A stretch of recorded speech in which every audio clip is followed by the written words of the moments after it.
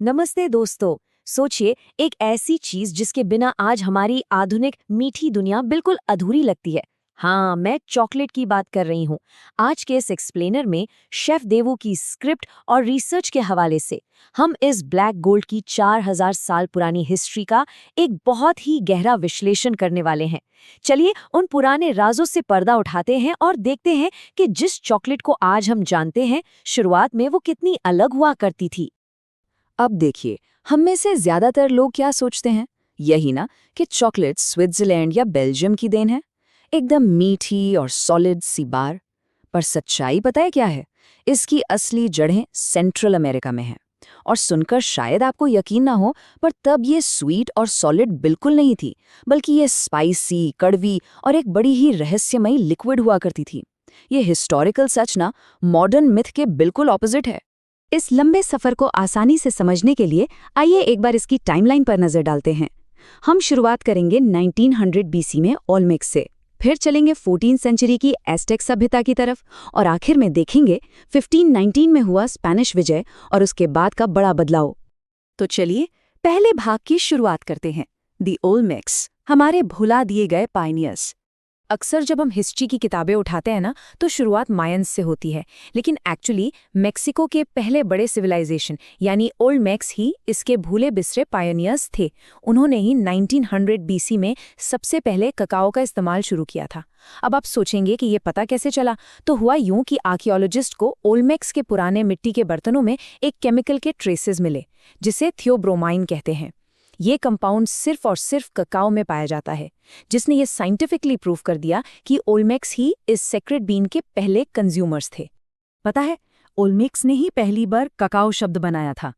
लेकिन सबसे mind blowing बात तो ये है कि पहली चॉकलेट डिश आज की तरह कोई आम चीज नहीं थी। ककाओ पॉड्स को तोड़कर उसके अंदर के सफेद पल्प को फर्मेंट करके एक अल्कोहलिक ड्रिंक बनती थी। मतलब सोचिए जरा, जिसे आज बच्चे इतने शौक से खाते हैं, उसका सफर असल में एक नशीली ब्रू से शुरू हुआ था। है ना हैरानी की बात? अब आगे बढ़ते हैं दूसरे भाग पर, द मायंस और उनका शोकोलात का अनुष्ठान। मायंस के आते आते ना ककाओ एक डिवाइन गिफ्ट यानी भगवान का आशीर्वाद बन चुका था, जिसे लोग अपने आंगन में उगाने लगे थे। और इसको बनाने का तरीका बहुत ही खास था। पहले बीन्स को धूप में सुखाते, फिर भूनते और उसके बाद एक पत्थर के ट्रेडिशनल मेटेटे पर पीसा जाता था। फिर इस पेस्ट में पानी, तीखी मिर्च और वनीला मिलाते थे। और इसका आखिरी स्टेप सबसे सेंसरी और ज़रूरी था। ड्रिंक को एक बर्तन से दूसरे बर्तन में काफ़ी ऊंचाई से गिराया जाता था, ताकि उसके ऊपर एक मोटी झाग बन सके।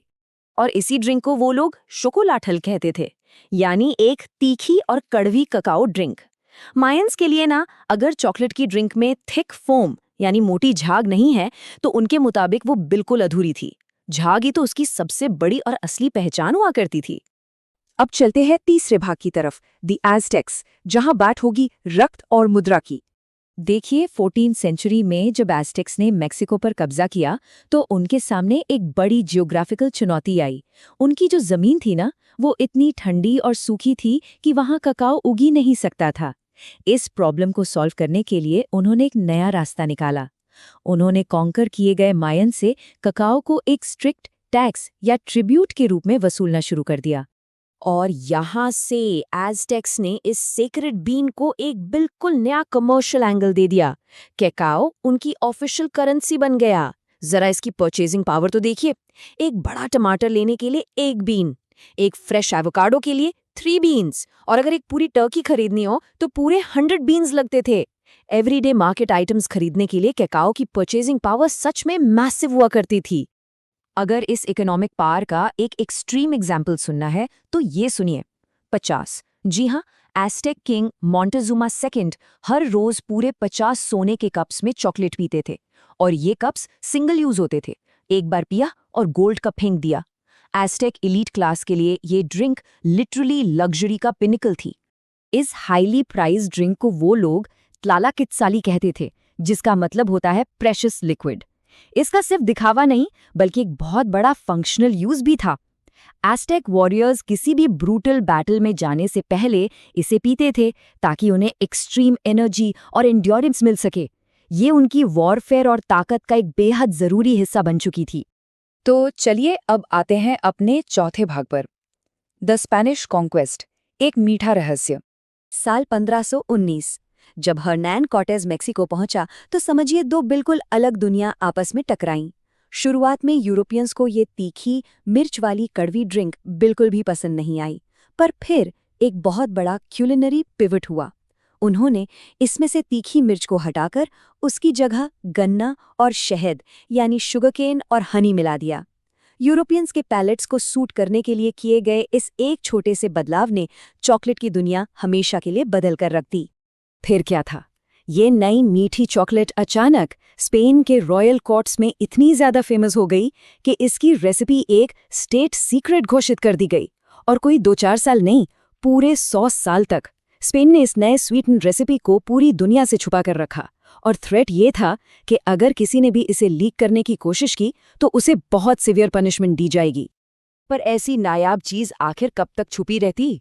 इतने लंबे वक्त तक राज रखने के बावजूद आखिरकार इटालियंस और फ्रेंच लोगों ने इस रेसिपी का पता लगा ही लिया।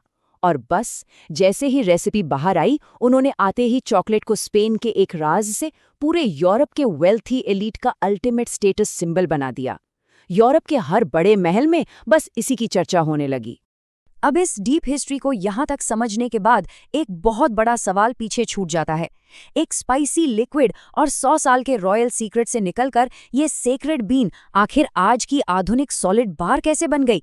इंडस्ट्रियल रेवोल्यूशन के आने पर ऐसी क्या नई टेक्निक्स आई और टेम्परिंग की साइंस ने इसमें क्या जादू किया? ये पूरी कहानी बहुत ही फैसिनेटिंग है, जिसे हम आगे की चर्चा में जरूर एक्सप्लोर करेंगे। तब तक इन हिस्टोरिकल जानकारियों पर विश्लेषण करते रहिए और अगली बार चॉकलेट खाते वक्त इसके 4000 साल के सफर को याद जरूर कीजिएगा। और स्वागत है इस खास चर्चा के पार्ट 2 में। पिछले हिस्से में हमने देखा था कि कैसे चॉकलेट एक शाही पेय बनकर यूरोप के महलों तक पहुंची थी। लेकिन ध्यान देने वाली बात यह है कि 18th सेंचुरी तक भी चॉकलेट का मतलब सिर्फ और सिर्फ एक ड्रिंक हुआ करता था। तो आज हम इस डीप डाइव में जानेंगे कि आखिर वो सॉलिड बार कैसे बनी जो आज हमारे किचन लैब्स की जान है।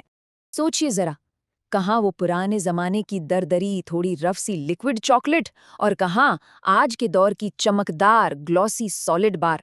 ये ट्रांसफॉर्मेशन कोई अचानक नहीं हुआ था। इसके पीछे सदियों की मेहनत और कुछ कमाल के इन्वेंटर्स का दिमाग लगा है, जिन्होंने मिलकर चॉकलेट को इतना स्मूथ बनाया। तो आइए टाइमलाइन में थोड़ा आगे बढ़ते हैं। साल 1828 जहां हुआ कोको प्रेस का एक लाजवाब आविष्कार। दरअसल उस दौर में सबसे बड़ी प्रॉब्लम चॉकलेट में मौजूद हाई फैट कंटेंट थी। इसकी वजह से चॉकलेट पानी या दूध में ठीक से घुलती ही नहीं थी। फिर एंट्री होती है एक Dutch chemist Conrad van Houghton की।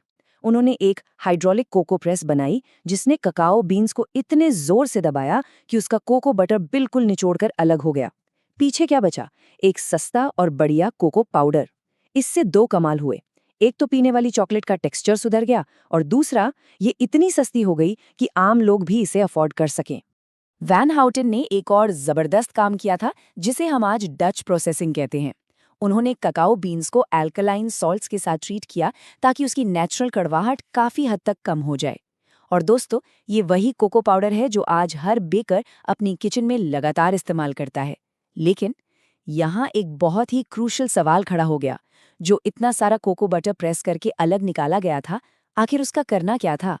और इसी सवाल का जवाब ढूंढते हुए हम आते हैं साल 1847 में, जब दुनिया की पहली चॉकलेट बार का जन्म हुआ। ब्रिटेन में जोसेफ फ्राई नाम के शख्स ने उस बचे हुए कोकोआ बटर का एक सच में जीनियस हल निकाल लिया। उन्होंने एक बेहद सिंपल पर क्रांतिकारी रेसिपी बनाई। उन्होंने कोकोआ पाउडर लिया, उसमें चीनी मिलाई और फिर वही अलग किया हुआ कोकोआ बटर वापस उसमें मिला दिया। रिजल्ट? एक ऐसा पेस्ट बन गया जिसे किसी भी आकार में, किसी भी मोल्ड में आसानी से ढाला जा सकता था। इतिहास में पहली बार ऐसा हो रहा था जब लोग चॉकलेट को घूंट-घूंट पी नहीं रहे थे, बल्कि चबा रहे थे। ये पहली सॉलिड बार बिल्कुल एक ब्रेक थ्रू थी। लेकिन सच कहूं तो आज की चॉकलेट जैसी स्मूथ बिल्कुल नहीं थी। इसका टेक्सचर अभी भी काफी डार्क और खुरदुरा यानी रफ सा था।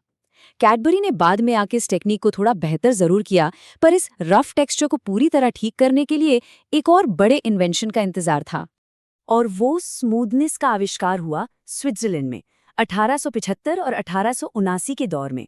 हुआ कुछ यूं कि 1875 में डैनियल पीटर नाम के शख्स चॉकलेट में दूध मिलाने की लगातार कोशिश कर रहे थे। पर एक बड़ी दिक्कत थी, दूध में मौजूद पानी पूरे चॉकलेट बैच को बर्बाद कर देता था। वाटर और चॉकलेट का तो जैसे 36 का आंकड़ा है। इसका हल उनके पड़ोसी हेनरी नेस्ले ने निकाला। उन्होंने हाल ही में कंडेंस्ड मिल्क बनाया था, जिसमें पानी न के बराबर होता है। जब इस कंडेंस्ड मिल्क को चॉकलेट के साथ मिलाया गया तो पानी वाली समस्या गायब, और इसी तरह जन्म हुआ दुनिया की सबसे पहली मिल्क चॉकलेट का। अगर हम इन 50 सालों को देखें, 1828 की कोको प्रेस से लेकर 1875 की मिल्क चॉकलेट तक, ये इनोवेशन का एक तेजी से भागता हुआ दौर था। लेकिन इन सब तरक्कियों के बावजूद वो perfectly melt in the mouth वाली फीलिंग अब भी मिसिंग थी। चॉकलेट अभी भी जुबान पर मक्खन की तरह नहीं पिघलती थी। फिर आकर ये कमी पूरी हुई 1879 में एक हैप्पी एक्सीडेंट के जरिए। रुडोल्फ लिंट नाम के एक चॉकलेट मेकर से एक दिन गलती हो गई। उन्होंने अपनी मिक्सिंग मशीन पूरी रात चलती छोड़ दी। अगले दिन जब वो वापस आए तो उन्हें लगा होगा सब बर्बाद हो गया, पर वहां चमत्कार हो चुका था। लगातार घूमने और रगड़ खाने की वजह से चॉकलेट इतनी स्मूथ हो गई थी कि जुबान पर रखते ही पिघल रही थी। इसी गलती से शुरुआत हुई कॉन्चिंग की। कॉन्चिंग दरअसल एक लंबा और इंटेंस मिक्सिंग प्रोसेस है जो उस परफेक्टली स्मूथ टेक्सचर को बनाता है। आज के दौर में पेस्ट्री शेफ्स जिस हाई एंड कुवर्चर चॉकलेट का इस्तेमाल करते हैं, वो बिना कॉन्चिंग के बनना नामुमकिन था। ये वही कदम था जिसने चॉकलेट को बिल्कुल मॉडर्न बना दिया। अब हिस्ट्री से निकलकर चलते हैं एक शेफ के रेल्म में, यानी the kitchen science of tempering. Modern culinary laboratory में एक प्रोफेशनल पेस्ट्री शेफ के लिए चॉकलेट सिर्फ स्वाद नहीं है, ये पूरी एक स्ट्रक्चरल इंजीनियरिंग है। यहाँ आकर चॉकलेट की असल केमिस्ट्री शुरू होती है। चॉकलेट के अंदर 6 अलग अलग तरह के क्रिस्टल स्ट्रक्चर्स होते हैं, फॉर्म आई से लेकर फॉर्म 6 तक। लेकिन हमें शेफ्स को बाकी किसी से कोई मतलब नहीं होता। हमारी मंजिल सिर्फ और सिर्फ फॉर्म वी क्रिस्टल होती है। ये वही परफेक्ट क्रिस्टल है जो चॉकलेट को एक शानदार स्नैप और मिरर जैसी चमकती हुई ग्लॉस देता है। इन फॉर्म वी क्रिस्टल्स को फिजिकली हासिल करने की प्रोसेस को ही हम टेम्परिंग कहते हैं। इसके 3 बेसिक स्टेप्स होते हैं। पहला, चॉकलेट को पूरी तरह पिघलाना। दूसरा, उसे थोड़ा ठंडा करना।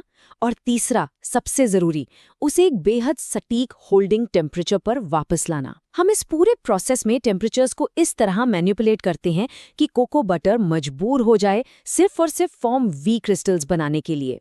और डार्क चॉकलेट के लिए वो मैजिक नंबर क्या है? 31 से 32 डिग्री सेल्सियस। बस किचन में ये इंटेंस मैथमेटिकल प्रिसिजन बहुत मायने रखती हैं। 1 डिग्री ऊपर या नीचे और चॉकलेट का पूरा टेक्सचर खराब हो सकता है।